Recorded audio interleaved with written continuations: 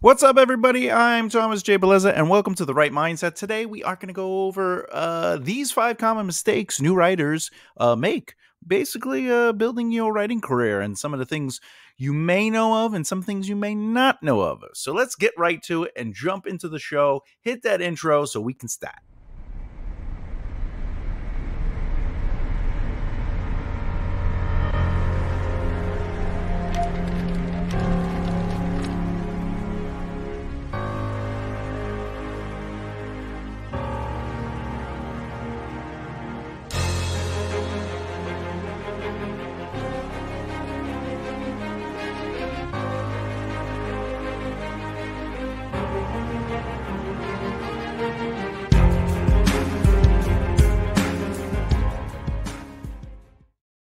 Ooh, mistake 1. We're jumping right into it today. Skipping the editing and proofreading process. This is something that I used to do myself, and I know that occasionally authors and some of my clients, they feel they could take on the weight of the editing because many new authors are eager to get their work out into the world and may rush to publish without proper editing and proofreading.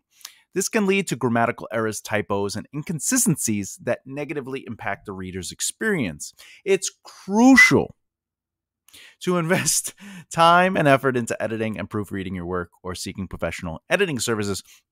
I have done this and I do it all the time because remember, every great writer has a great editor.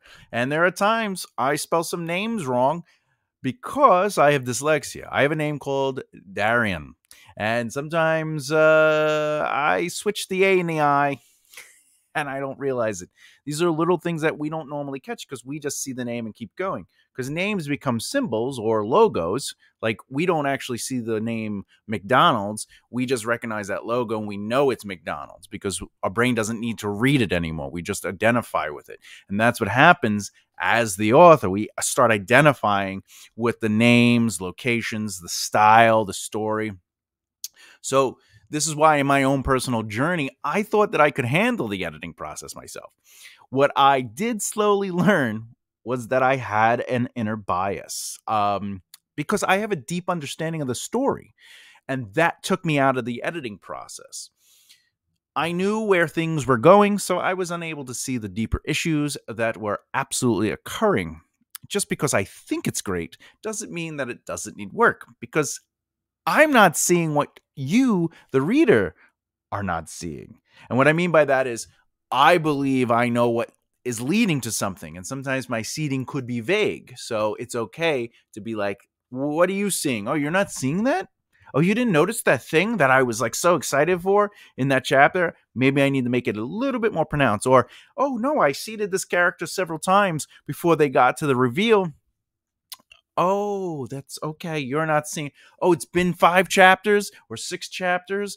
Okay. Those are the things we don't see as authors all the time.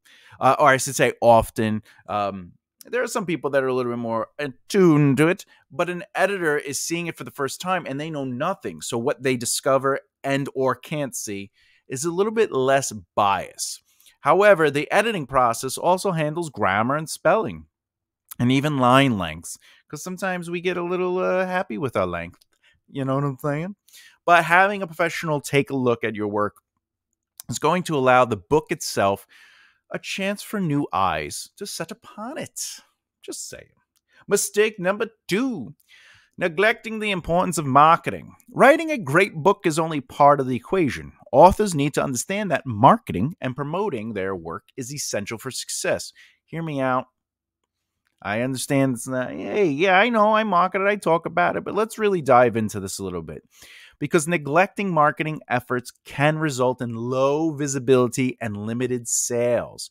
New authors should learn about book marketing strategies, build an author platform, and connect with their target audience. When I started out in music, believe it or not, I thought the music would sell the band. And this goes for authors too. We think that our novel will sell copies. But the truth is, a novel will never sell on its own, no matter how awesome, amazing, or unique it is. Why? Let's talk about it. Try this experiment.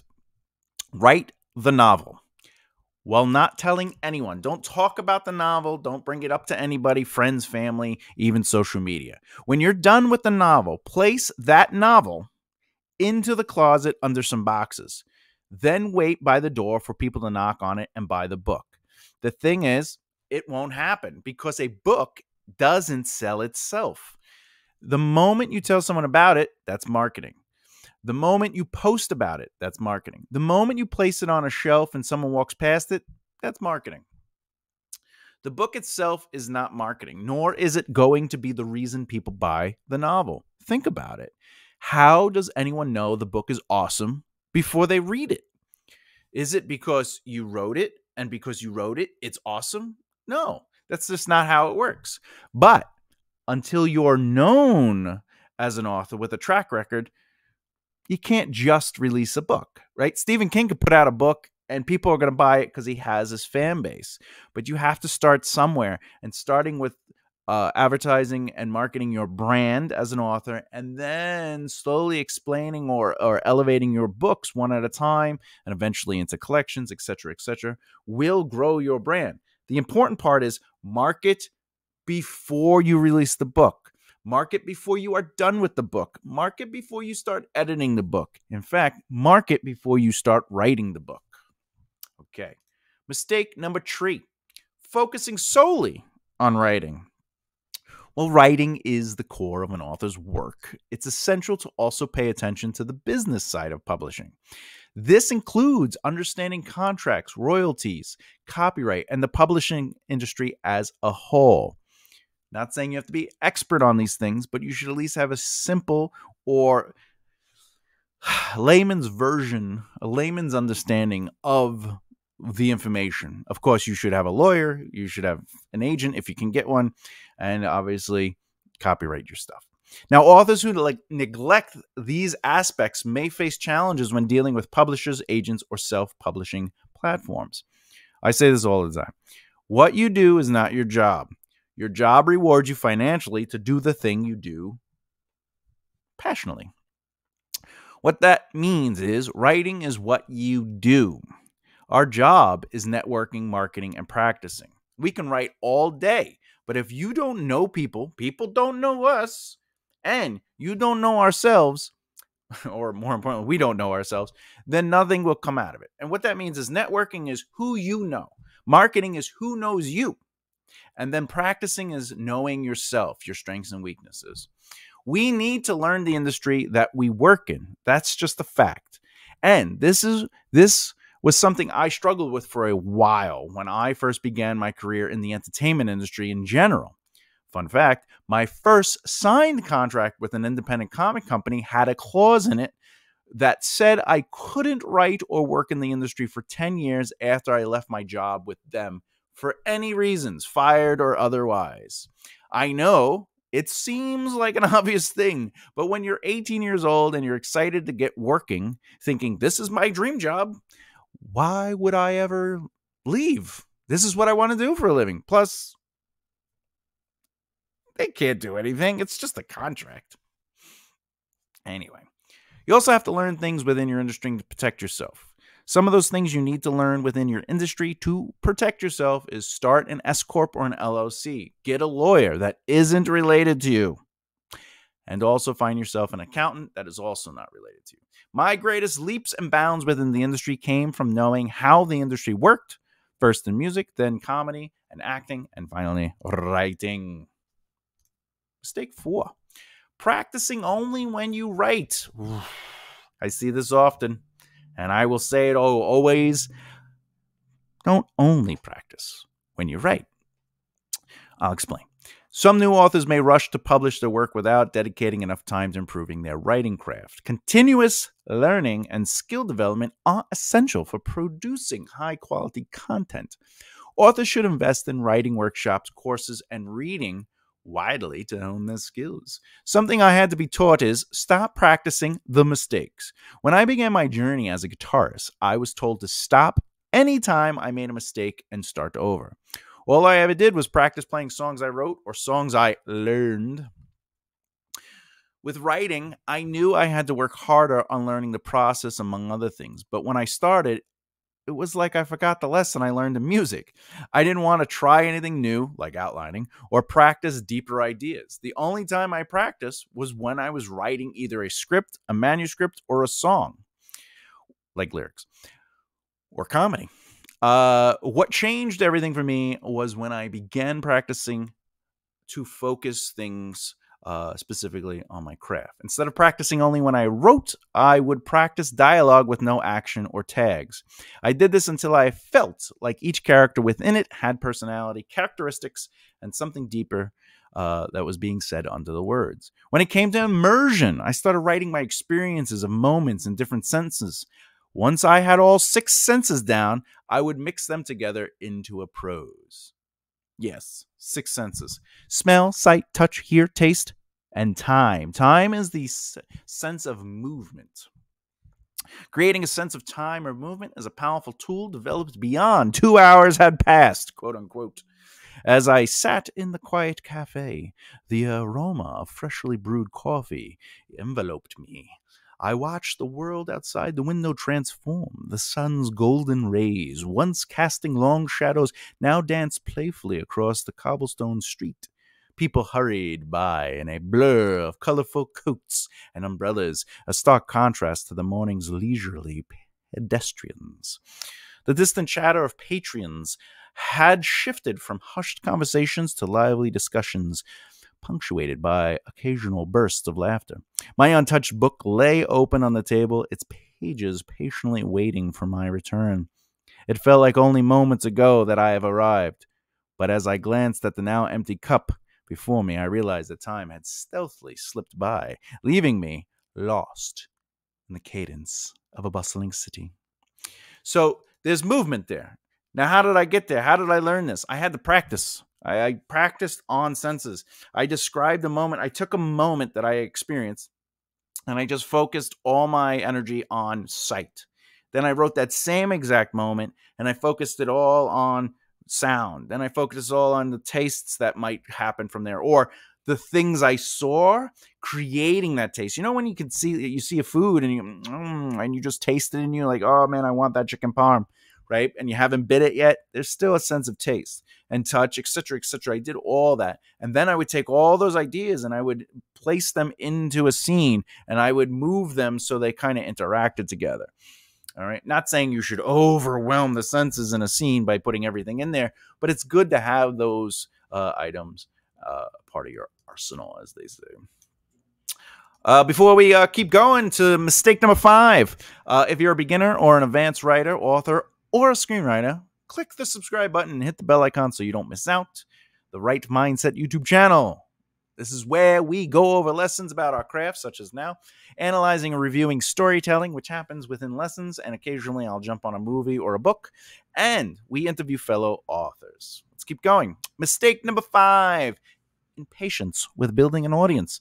Building a relationship and gaining recognition as an author. Building a relationship and gaining recognition as an author takes time and effort. The new authors may become discouraged if they don't see immediate results in terms of book sales or a large following. It's important to understand that success in the writing world is a gradual process, and consistent effort is key to building a loyal audience. Now, building an audience is time-consuming and doesn't happen overnight. Trust me. I learned that the hard way, that just because I am something in my mind doesn't mean people care about me. Yeah, I wrote a book. I created a movie. I am a comedian, but who cares? Do you care about the stranger living 3 blocks down from you who you never met before, even though they might be the most interesting person in the world? But no, we don't. We don't know who they are. We don't think about them. We don't care about them. And if we saw them on the street, we wouldn't even flinch at the idea or possibility that they had something to offer. Since we don't know them, we have no relationship with them at all. It's blank. Interaction creates reaction as much as reaction creates interaction.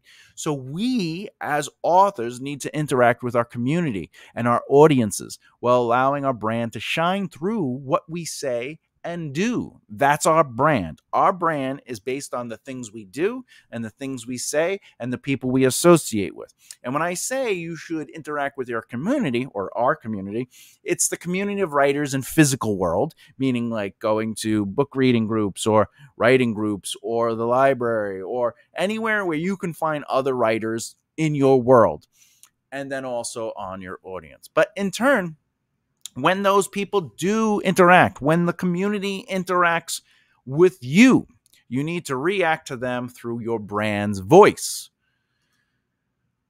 What does that mean? It means like basically if your ideas are about bringing people together, be the proactive one that brings people together. If you care about, if what's important to you is about being kind and honest, then always be kind and honest to others.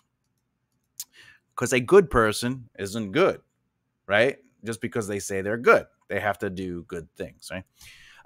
And just by the way, your brand's voice is you and how you see the world around you, the things you care about, the important things. I care about group effort. I care about friendship.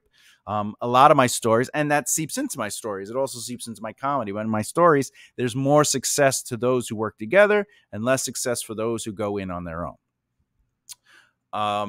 But my point about it all is that audiences build over time. And once you have them, you have them. Brandon Sanderson's is not worried about his audience leaving anytime soon. He has that audience forever. Tom Hanks still has a fan base as much as Stephen King has a fan base.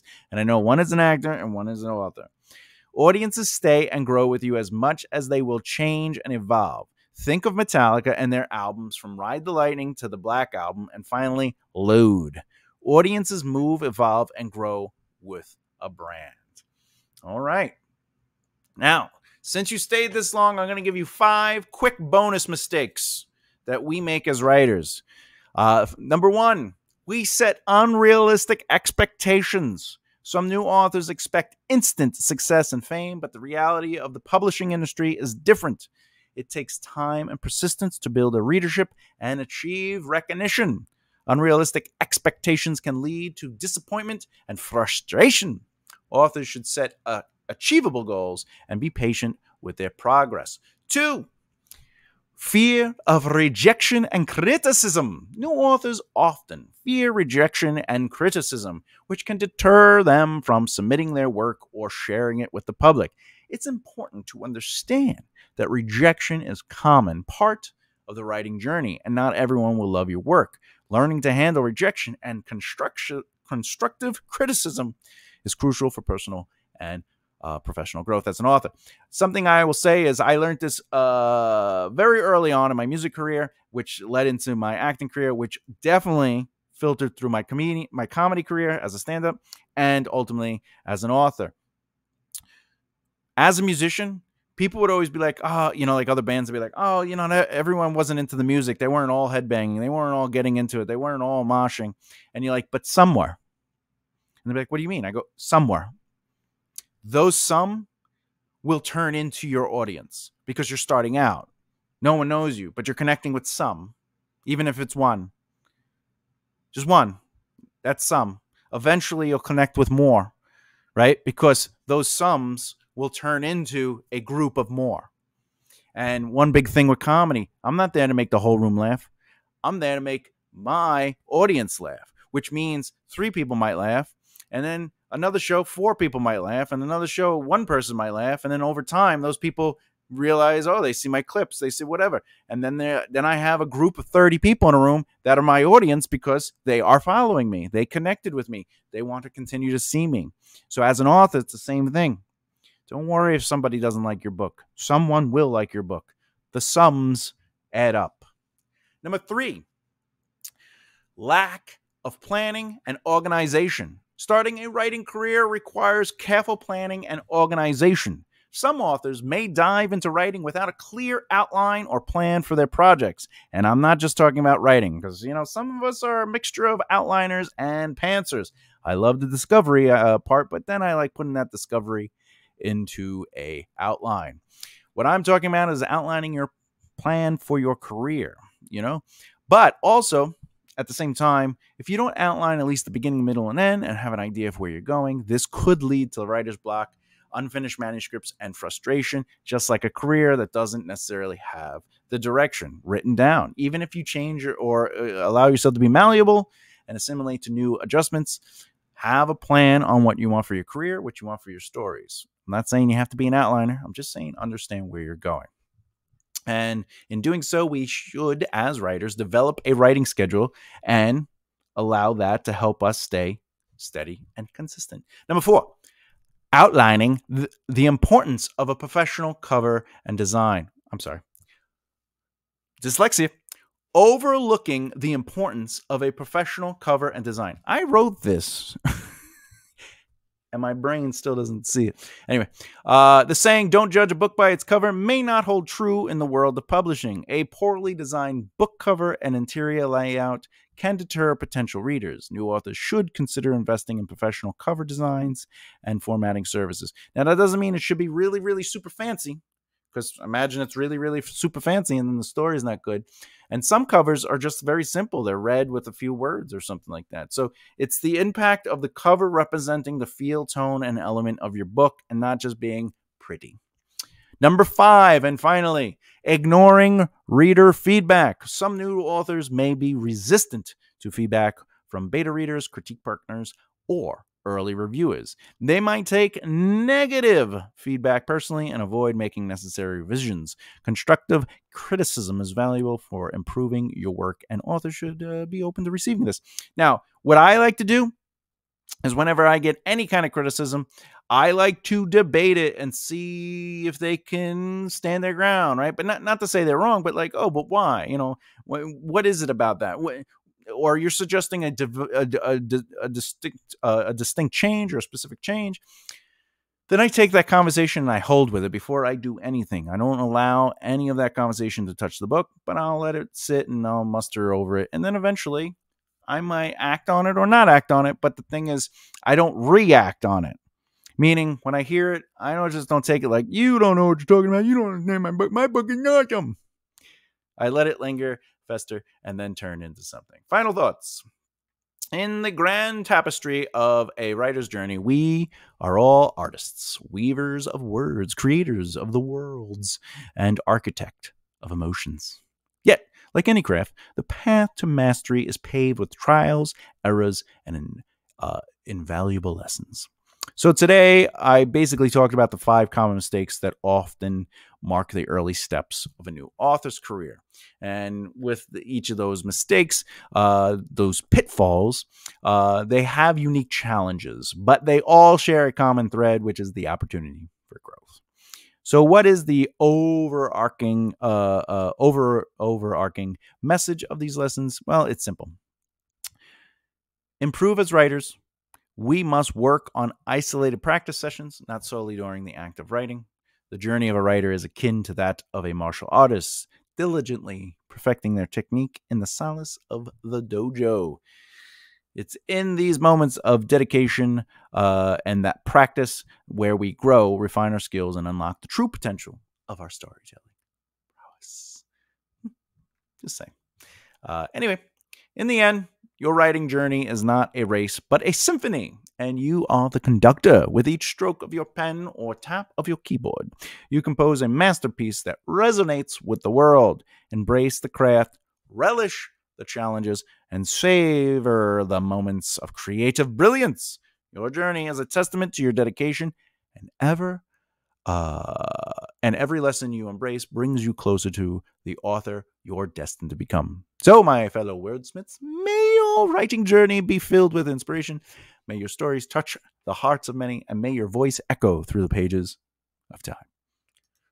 Next video in this series. Okay, so next video in this series will focus on what to do if your writing sucks. You might already know your writing sucks, or you might not know your... I'm sorry, let me reread that. Because you might already know your writing sucks, or you might not know, but people aren't connecting to it. There's something missing between what you wrote and what they're feeling. So in the next lesson, I will show you what to do if your writing, quote-unquote, sucks, and how to identify if it's sucks. But most importantly, how to always keep trying. And remember, your writing doesn't necessarily suck. It's just something happening. And how do you identify things within your writing that is not connecting with other people? I'm being playful with the word. Anyway. Question: what was a mistake you made when you first started writing? Let us know in the comments below so we can grow. Oh, I like that. Let me know in the comments below. I like it. I'm putting that in the script. So we can grow. Boom. Okay, see? I read it. Keep it. Okay.